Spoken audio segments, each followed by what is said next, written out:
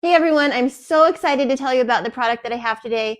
This is the V14, the kids balance bike from GOTRAX, and it is a great machine. So as soon as I got it out of the box, I noticed how sturdy and strong this frame is. I'm really happy with that.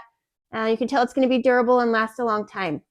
This bike goes for 15.5 miles on a single charge, and it has a top speed of 15.5 miles per hour. So you just plug it in with the included charger. It charges for about 6 to 7 hours from completely empty to full. And it has a battery gauge right here on the handlebar, so you always know how much battery there is.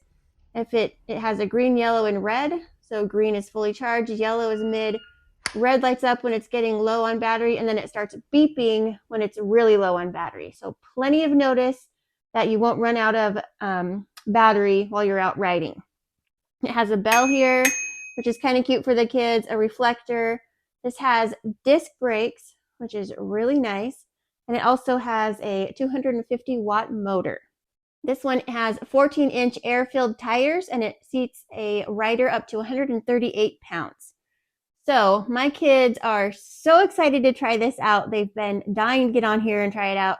So we're going to take it outside. I've got it fully charged, and we're going to test this out and see how it does.